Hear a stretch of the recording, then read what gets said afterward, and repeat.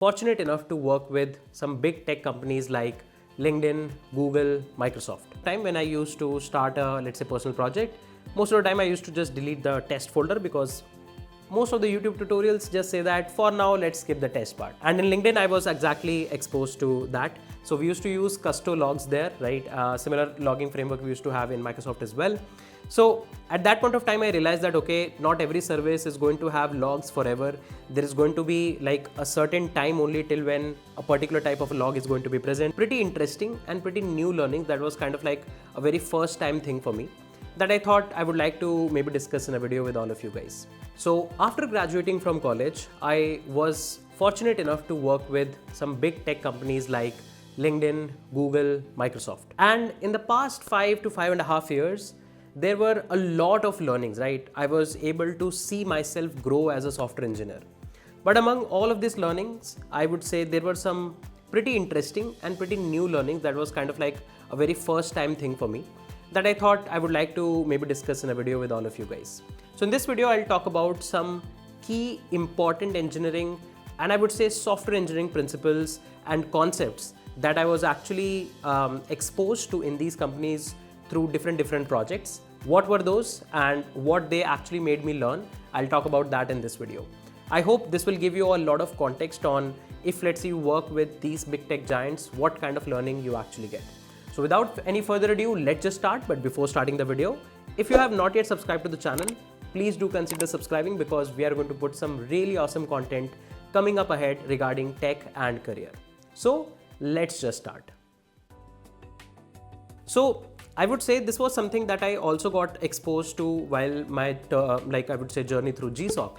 But when I actually joined LinkedIn, I was actually exposed to a lot of rigorous code review process. People were actually reading a lot of code, and at that point of time, I realized the importance of making small pull requests so that people can easily verify your code, put some actionable comments, and give you a direction that what is not going well, what is actually going well. For example, some very small things like people, when they realize that, okay, this is a very small thing like maybe a small comment related change or a function name related change. So people used to actually put a word nit, that means it's a very small change. We are just doing a nitpicking, but still they wanted to make sure that it is logged somewhere so that I can maybe relook at it later and maybe raise a quick PR to resolve all of those nitpicking type of issues. So before moving forward in the video, if you're somebody who is actually looking to learn Spring Boot and want to develop a career in backend development in Java, then you are at the absolutely right place. So now we have actually launched the second iteration of our Spring Boot cohort, where we are going to talk about a lot of interesting backend development topics in Spring Boot, right from the beginner level to the very advanced level. We're going to start with basics of what is a build system. We'll start learning about what are basics of databases, what are basics of Spring Boot, and slowly and steadily we'll move to advanced topics like how you can actually implement distributed transactions using the Saga design pattern, be it the choreography saga or the orchestration saga. We are going to talk about the design aspects of some of the very interesting projects, including making a distributed wallet, including making an Airbnb based backend booking system. We are going to talk about how you can actually play around with geospatial indexes and how you can make an Uber booking application altogether and whatnot. There's going to be a lot of important topics that are very frequently used in day-to-day backend engineering job, which will actually help you to get the idea of what exactly it looks like to develop these kind of like scalable applications. So if you want to turn up your portfolio into an absolute Spring Boot beast, then do check out the link in the description section below and use this coupon code to get maximum discount off on the cohort. And I'm really excited for you to join the cohort as well. So let's just resume back to the video. Like one instance, there were a lot of different ways in which I was able to actually understand that how to do good and actionable code reviews, how you do not like pinpoint a mistake rather than suggest something on top of that. And similar thing I was able to actually get exposed to in Google as well. There also we had a really rigorous code review process, and in fact there was engineering excellence support as well, that at any point of time when you have to release your feature, you have to pass through an engineering excellence review, which used to review a lot of things throughout your feature. Are you having any pending to-dos? is there proper code coverage in terms of tests or not, has there been a proper performance test done or not, and so on. Like there was a lot of engineering excellence task, and for that also you need to make sure that you write good, scalable and maintainable code. So with this I was able to understand that if you're working in such a big ecosystem, reviews are an important part of your job. It's not just that you have to get code reviews, you need to also make sure that you help others in getting their PRs clear quickly, hence also contribute to good code reviews. Now, hands down, at any point of time, if you are working as a software engineer, like half of your time is going to be spent into debugging logs. Like you will be searching in a like very big file of unlimited logs and search for what is exactly going wrong. And in LinkedIn, I was exactly exposed to that. So we used to use Custo logs there, right? Similar logging framework we used to have in Microsoft as well. So at that point of time, I realized that, okay, not every service is going to have logs forever. There is going to be like a certain time only till when a particular type of log is going to be present. So we need to make sure if an issue comes, we resolve it within that particular time period. Otherwise it will be gone. We won't be able to resolve it. How to like pass through this complete big log files and find the right important stack trace or right important error message. Nowadays, of course, this effort is heavily reduced by LLMs. But at that point of time, reading through logs, debugging through logs was one key skill that I heavily developed while my tenure at LinkedIn. Now, to be very honest, when I was in college, at any point of time when I used to start a, let's say, personal project, most of the time I used to just delete the test folder because most of the YouTube tutorials just say that for now, let's skip the test part. But when I joined LinkedIn, what I realized is that I was not allowed to ship any code without proper test coverage. At that point of time, I was exposed to the concept of unit tests, mocks, right, integration test, and so many interesting concepts, which was kind of like a lot to me because generally if you see the test files, they are pretty long and pretty huge, right? And of course, at that point of time, there was no LLM. So I had to actually read the file, understand how exactly the mocks are prepared, how exactly the stubs are prepared, how we are mocking a function, why we are mocking a function, what is exactly going on behind the scenes. A lot of learning I had to actually go through, and a lot of my tasks were also revolving around that. In this particular phase also, I realized the, I would say, problems that comes up with flaky tests. What are flaky tests? Why they are such a problem for a lot of on-call related issues and so on. So this test related knowledge and why you are actually emphasizing on that, how do you actually write better test, how you ensure the code coverage, how you write coverage reports, everything I was actually exposed to LinkedIn right like in my first 2 months. This gave me a lot of, I would say, learning and made sure that later also throughout my career, I emphasize good amount of effort in writing test. Similarly, in Google also, I was actually exposed to write a lot of UI related tests. This was the first time when I was actually exposed to UI related screenshot tests because a lot of my work was around mobile development as well, apart from the backend part. So what are screenshot related tests? How exactly different screen sizes of mobile we have to ensure, how exactly we have to make sure that which particular type of pixel change we have to I would say control in the test and so on. So a lot of UI related tests plus UI service layer logic also related tests also was there so that we are able to test the logic aspect rather than just the screenshot of the UI. So a lot of knowledge I have gained throughout my career regarding tests, and I believe there is still more to come. But of course, thanks to LLMs, a lot of effort there is also nowadays saved easily. Now, one interesting fact. When I joined LinkedIn, for the very first month only, I was added as a secondary on-call in my team. So my manager at that point of time used to have a thought process that if you join a team and you for the first 2 to 3 months join as a secondary on-call, where you are just picking some random onboarding task, plus you are also observing the on-call, it will give you a lot of domain context, right? And that was actually true.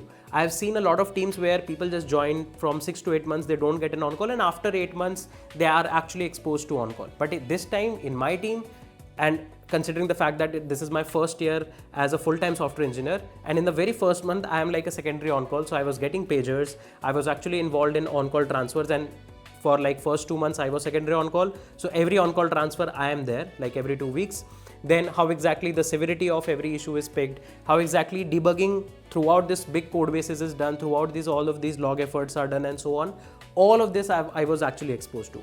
And to be very honest, this actually helped me to understand the domain a bit faster. Otherwise, let's say if there are 5 projects in your team and you start working with one of them, then you only get the major context of the first project. You have very less context about the other 4 projects. But if you are on call like pretty early, it might expose you to other projects as well and help you get context there. Of course, you are secondary on call, there is a dedicated primary on call, so if anything breaks, if there is anything severe, of course there is a primary on call to handle that. But as a secondary on call, or let's say as a shadow on call, it gives you a lot of learning. Now, hands down, in Google, design documentation was kind of like a cultural thing, where like it was like an engineering cultural thing, that whatever features you are building, if it's like a very small feature, you have to make a 1-pager, and if it is like a decent feature, then you have to make a design doc and you have to present it. So we used to have like weekly design doc meeting where you can book a slot in case you have a design doc to get reviewed from the wider audience of your team, and then you have the complete design discussion, and in that design doc you have to focus on both high level design as well as the low level design aspect. Even for, let's say, front end aspects, back end aspects, anything you have, in both of the cases, we used to have dedicated design implementations, code snippets, which part of code we are changing, why we are changing, what can be the impacts, alternative solutions, timelines on when we are planning to actually deliver this, and so on. We used to have exhaustive design documentation written in our team, so that at any point of time later we have to see what happened in a project, what kind of a stack we have used in a project, or let's say if there is a similar library which was used elsewhere, everything we used to get in one place. This helped me a lot in writing good design docs later as well, when I was expected to write design docs, let's say in Microsoft. Now, apart from these engineering practices, so till now I've been talking about good engineering practices that I learned.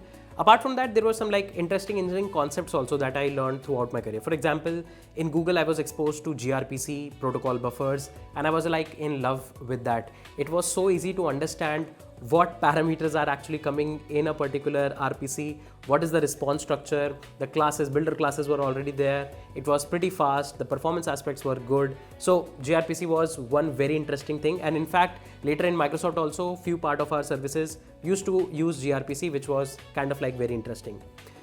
Apart from that, some interesting UI related concepts, for example, server side rendering for specifically for mobile, the middle end aspect of the things, that how exactly client and the server side will be having a middle end in between. This middle end architecture I was initially exposed to LinkedIn, and similar architecture was there in Google as well for a lot of my services. So that was also a pretty interesting thing to actually look for. Apart from that, there was an interesting, I would say, technology called as tSQLt, which is a testing framework for the logics written in SQL. Now, it might sound a bit bizarre that why would you write your logics in SQL as, let's say, procedures, but in legacy code bases in Microsoft, you will easily find that. And in my team, we were indeed having a lot of logics there. So interestingly, we used to test that logic using tSQLt, and we were having an effort where we used to add a lot of tests for existing written procedures using tSQLt. So that was also a pretty interesting thing to actually look for. Apart from that, I was exposed to Flutter for like mobile development in Google, which is kind of like a very awesome framework in my opinion to do mobile development altogether. There were some interesting Google internal technologies, but one of them was Spanner, the database. Pretty fast, pretty easy to query, very interesting database technology altogether.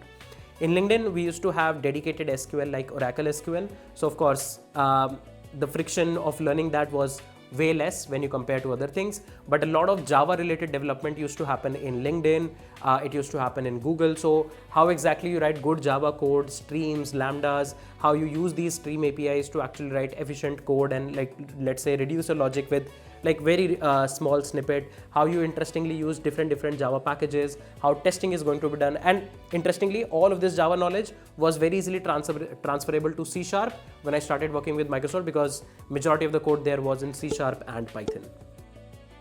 Now, interestingly, at Microsoft, I was actually exposed to a lot of big data technologies like PySpark, Hadoop. I was exposed to Azure lakes, Azure data warehouses, and we were actually writing a lot of asynchronous pipelines which used to process humongous amount of data. I was exposed to a lot of projects where we used to work on different cluster, I would say, strategies, where we used to make active cluster to ensure that all of the jobs that we are having are running fine. A lot of scheduler logics were there so that we can have that schedulers going on behind the scenes, right? We were kind of like trying to have our own in-house platform that can replace Databricks. So a lot of interesting work around that. So I was exposed to this big data, and interestingly, I was able to see that a lot of logic written in PySpark, which might feel a lot of SQL to you, but of course written in a more Pythonic way. There was existing old code as well written in I would say pipelines, which was more SQL, which we were kind of like also migrating to PySpark. So a lot of interesting big data aspects also I was able to get exposed to, and I understood that when working with this sheer humongous amount of data, how do you process it more efficiently? So that was also quite a learning that I actually got at Microsoft.